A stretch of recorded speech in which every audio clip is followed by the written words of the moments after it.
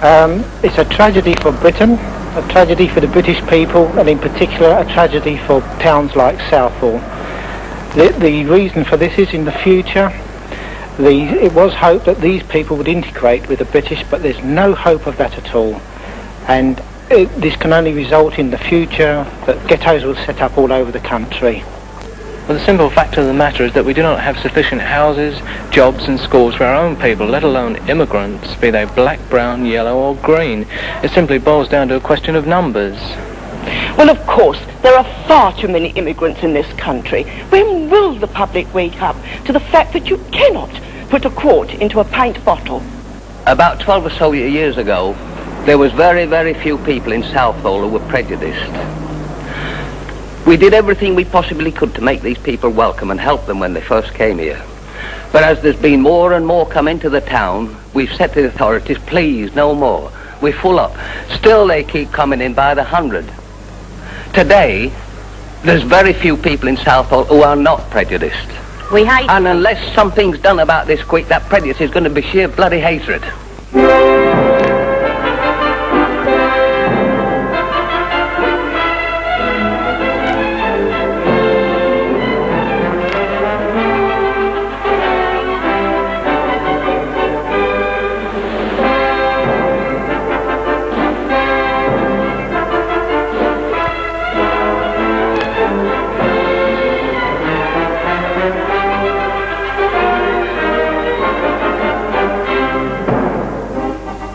This is a film about race.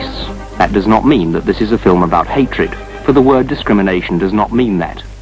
Since the war, the people of this land have seen it change almost out of recognition. One of the biggest changes has been the massive inflow of hundreds of thousands of coloured immigrants. With them they have brought new and widely incompatible cultures, social customs and habits.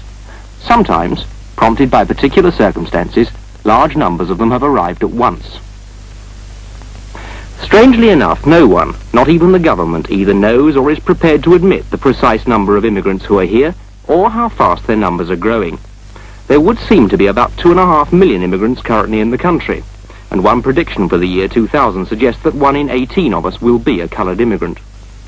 Now, if the dispersal were as thorough as this, perhaps things wouldn't look so dismal, but even now it is not thorough at all. The people of the city of Nottingham know that. Their city map shows large villages of coloured people, solid areas where discrimination is mutual through total geographical segregation. Now protected by laws under which it seems the immigrant may not win but can't lose, this alien population thrives and prospers, and all this to the bewilderment of those whose sons and daughters fought and died for a land they thought their own.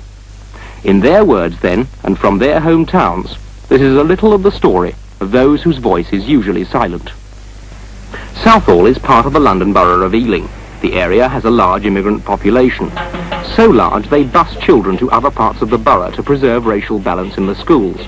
So large that on a sunny day it's difficult to remember just where you are.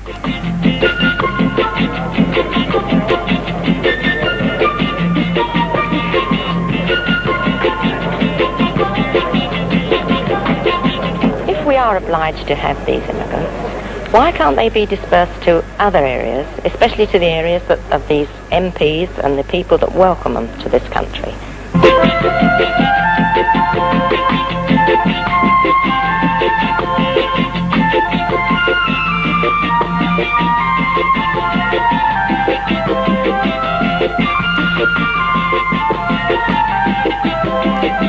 Well, as a small shopkeeper, the shop's inspector tells me I'm breaking the law because I don't have a notice up as to my early closing day. And when we asked him, what about these Indian shops, they're breaking the law all the time, he publicly stated, I know these people are breaking the law, but I'm afraid to take action against them in case I'm accused of racial prejudice.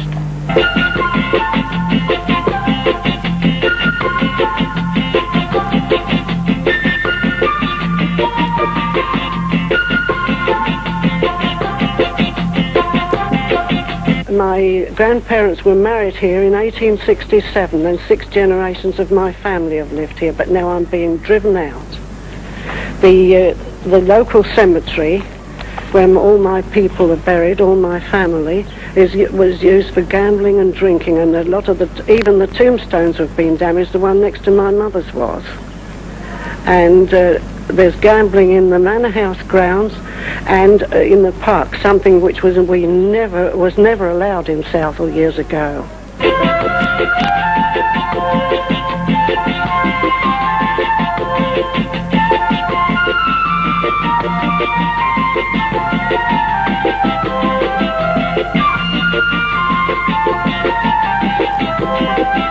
Immigration, there are too many immigrants in Southall, and the government have taken very little action in easing the situation or directing that immigrants should be dispersed from this area. And the housing problem, of course, is terrific.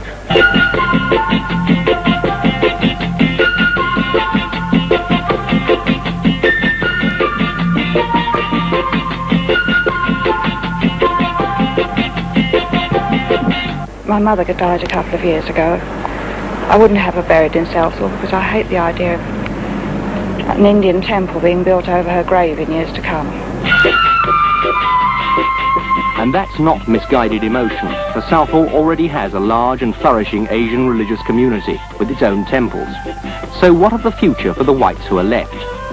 Have we got one? Our only hope is to be able to get away from Southall, away from it all. Like everybody else, all our friends have gone. There's nothing left for English people in this town anymore. I would like to say this. My wife and I used to like to go out weekends down to the local, have a couple of drinks, meet friends in there. We can't go into the locals anymore. They're full up with noisy foreigners, and we don't like it.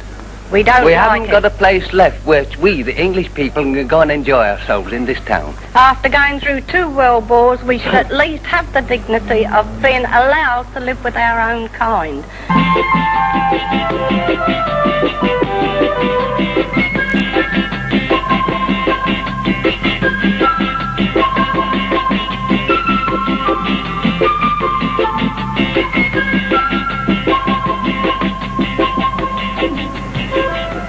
Smethwick, just outside Birmingham, one of those places that look like the cornerstone of the Industrial Revolution. Here, in his home ground, meet local businessman John Wass. About 10 years ago, I came into Smethwick to open this cutting tool business. And during this time, I have seen a great change take place in the population of this area, because when we first came here, there were almost no coloured immigrants in the area. But it was a prosperous white working class area, and that unskilled and semi-skilled jobs were available. West Indians started to move in to take these jobs, and then we had the classic pattern that they have in the United States, where one coloured family moves into a street, the whites start to move out, more coloured immigrants come in to take their place, and over a period of the past 10 years we've seen many of the streets around this area become predominantly black.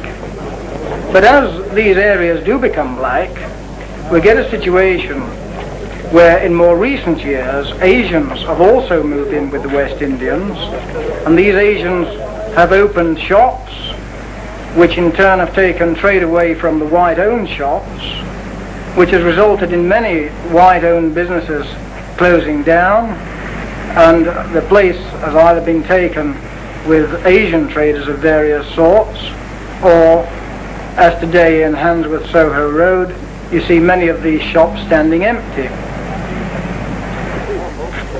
The snag is with these Asian traders, they don't make any genuine contribution to the community as a whole, because the money that they earn from these businesses in many cases is transmitted back to India and Pakistan and the like. This of course is bad from the country as a whole, since it upsets the balance of payments, and I understand that these remittances at the moment are running at the rate of about £40 million a year. Of course, these coloured people coming into the area are creating black ghettos, and this is affecting the whole of the urban area, including education and social services.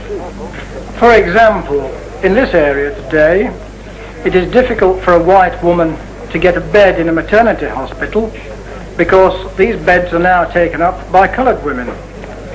And I think this is particularly immoral because it is the white community at large that have paid for these beds over the years by taxation, and particularly by their national health contributions. And when their wives now want the services of the maternity hospital, they find it is denied to them, and yet at the same time being given to coloured women who may only have just arrived in this country. The official reason given for this is that white women live in far better conditions than the coloured women, so that the white women can stay at home to have their children in sanitary conditions, where the coloured women cannot apparently stay at home to have their children in insanitary conditions. The people of this country have got to make up its mind what sort of a country Britain is going to be in 100 years' time. If we allow the immigration to take place on the scale that it's taking place today, coupled with the birth rate of colours that's rapidly outstripping that of whites, then we're going to have a black state. The history of this country for the past 1,000 years has been one of repelling or preventing invasions of one sort and another. And yet here we have a situation where an unarmed invasion is taking place before our very eyes. And it's not outside the bounds of possibility that future generations will look back on the British of today like we look back on the ancient Egyptians. Bradford, the great wool town of the north. But it's a long time since the white rose flowered in these streets. It takes a lot to make Yorkshiremen march. In October 1972, they did.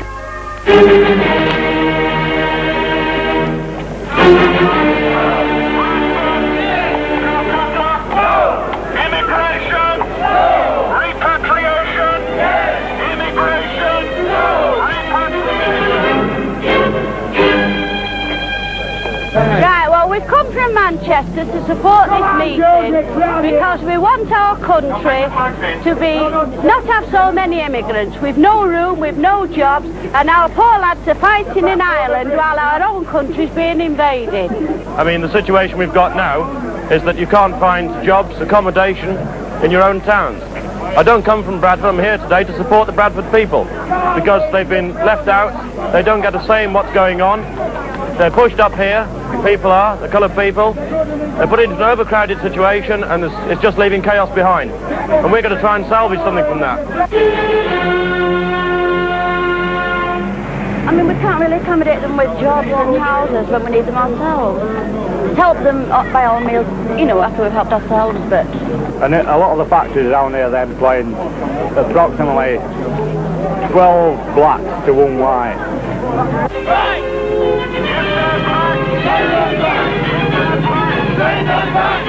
What is the problem? All right, I'm a Scotsman. I'm living in London. I've come all the way from London, but I am a Britisher. And I am here, and I feel there is a great problem here in Bradford. I'm not a politician. I'm a working class man. I'm a member of the British public. I spent 11.5 years in the British forces. I spent it in the Airborne and the SAS, and I'm here now marching for these people.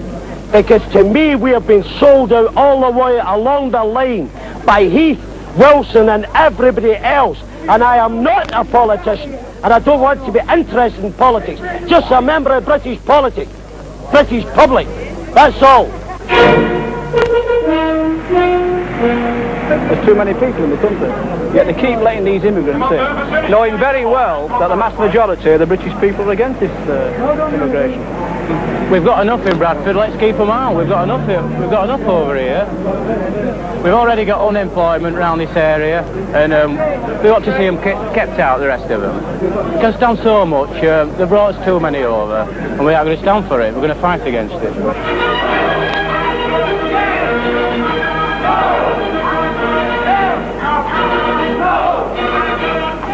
A British working man. That's how I describe myself. A British working man, no less, and that's all. I'm just fed up and tired of being pushed from pillar to post. The British people can't get away in where the immigrants can. They get everything laid on the plate for them, they get money laid out for them just when they want it, and we get nothing. Sweet and simple nothing. All I want is the best for my children and my family and my people. That's all I want. just the best for my people and my country.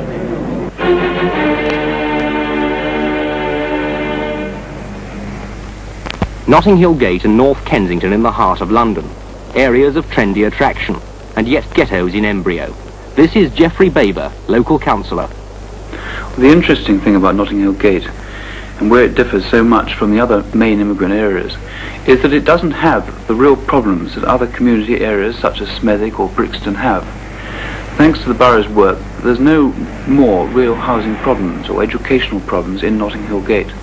However, Notting Hill Gate has for a long time been the real political focal centre for immigrant troubles and reaction. And this is largely centred around a restaurant in All Saints Road called the Mangrove. Now the Mangrove restaurant has been seen by many immigrants as a focal point for black influence, black culture and unfortunately black power. The owner has tried to run it in a reasonable manner, but he as a weak man has been able to be influenced by the anarchists in the Notting Hill Gate area, some of whom are white and a minority of whom are black. It seems these people exploited the inability of the owner of the Mangrove restaurant to keep in with the requirements of the borough and the police about hygiene and the normal management of a restaurant. And they've seen every attempt by the police to keep the running of the restaurant within the law as an attack on black people, or to use a common phrase, police harassment. As a consequence, following a police raid on the Mangrove to investigate a licensing problem, the anarchists in the area organised a march to take place as a protest about this alleged police harassment. Thousands of people met outside the restaurant and marched through the area. The police asked the organisers of the march to let them know its route. The organisers refused. The march was deliberately led into a small street which contained a number of building skips full of broken bricks. Needless to say, at the first opportunity, the marchers threw the bricks at the police, and full-scale riot erupted. What is interesting about these photographs is that most of the marchers are white. In Councillor Baber's opinion, the area is a prime example of exploitation of a minority group by those whose intent is not to help them, but to create total anarchy. Over the last few years, millions of pounds have been spent by the borough in the Notting Hill Gate area in order to bring up the housing standards to an acceptable level. This, as you can see, has now almost been completed. If the immigrant allows himself to be continued to be exploited, it foretells ill of the future. So what then is the answer? Does anybody know? Enoch Powell. That nation will be ill-counselled which allows its statesmen to predict only what it is pleasant to hear. Former Home Secretary Reginald Maudling. How can we reconcile repatriation